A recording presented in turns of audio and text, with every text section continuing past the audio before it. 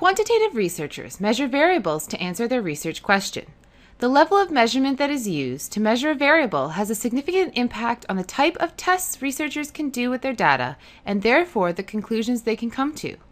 The higher the level of measurement, the more statistical tests that can be run with the data. That is why it is best to use the highest level of measurement possible when collecting information. In this video, nominal, ordinal, interval, and ratio levels will be described in order from the lowest to the highest level of measurement. By the end of this video, you should be able to identify the level of measurement being used in a study. You will also be familiar with types of tests that can be done with each level. To remember these levels of measurement in order, use the acronym NOIR, or NOIR. The level of measurement of a variable depends on the nature of that variable as well as how the researcher collects the data. For example, some variables, like gender, can only be measured in a nominal way. Other variables, like household income, can be measured at multiple levels depending on how the question is asked. The nominal level of measurement is the lowest level. Variables in a study are placed into mutually exclusive categories. Each category has a criteria that a variable either has or does not have. There is no natural order to these categories. The categories may be assigned numbers, but the numbers have no meaning because they are simply labels. For example, if we categorize people by hair color, people with brown hair do not have more or less of a characteristic than those with blonde hair. Nominal sounds like name, so it is easy to remember that at a nominal level, you are simply naming categories. Nominal data may be considered dichotomous or categorical. Dichotomous data falls into one of two categories, like male and female or yes and no. Categorical data have more than two possible values, such as marital status or group membership. Sometimes researchers refer to nominal data as categorical or qualitative because it is not numerical.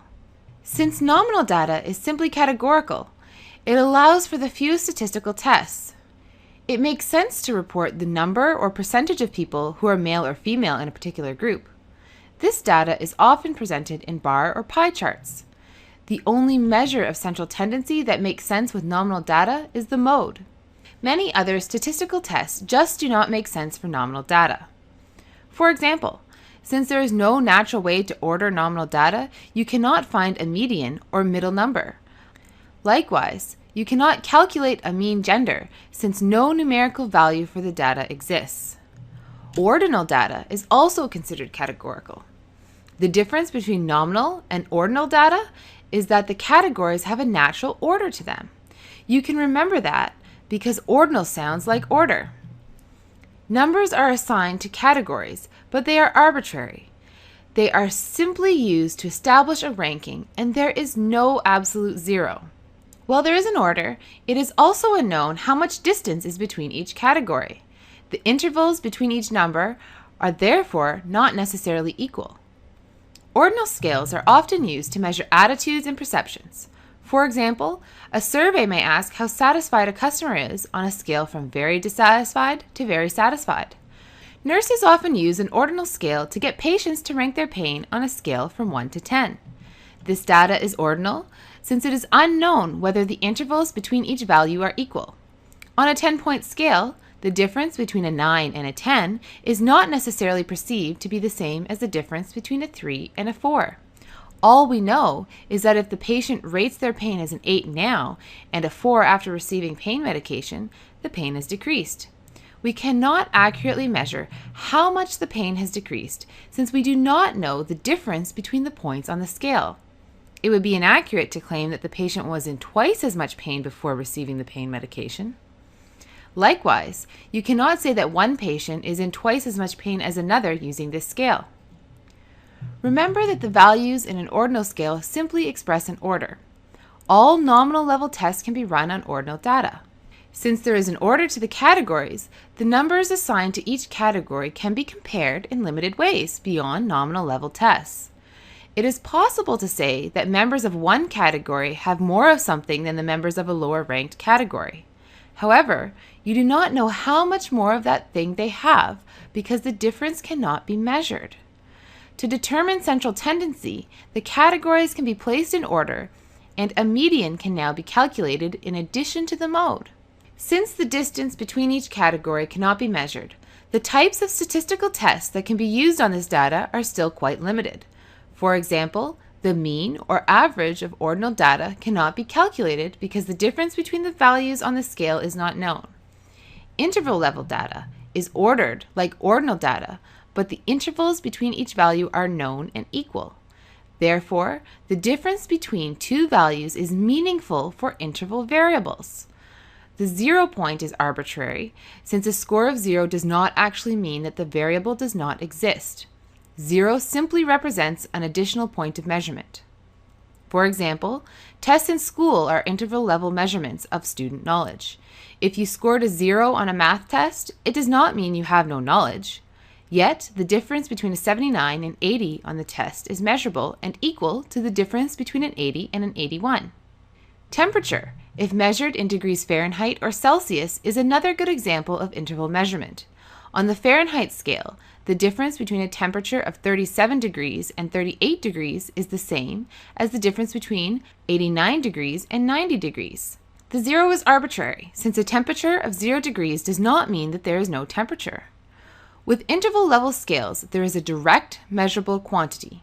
In addition, 0 does not represent the absolute lowest value. Instead, it is a point on the scale with numbers both above and below it. If you know that the word interval means space in between, it makes remembering what makes this level of measurement different easy. Interval scales not only tell us about order, but also about the value between items on a scale. Since the distance between points on the scale is measurable and equally split, it is possible to do more statistical tests with the data. The mean, median, and mode can all be calculated with interval data. The standard deviation can also now be calculated. However, the problem with performing statistical tests on interval scales is that they don't have a true 0. Therefore, it is impossible to multiply, divide, or calculate ratios. Ratio measurement is the highest level possible for data. Like interval data, ratio data is ordered with known and measurable intervals between each value.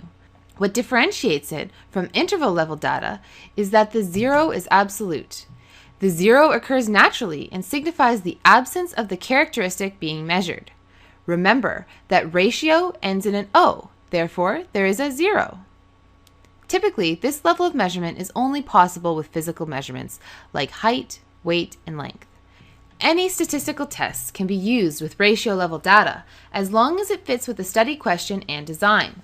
It is possible to compare amounts of the variable and make a claim that one is twice as much as the other.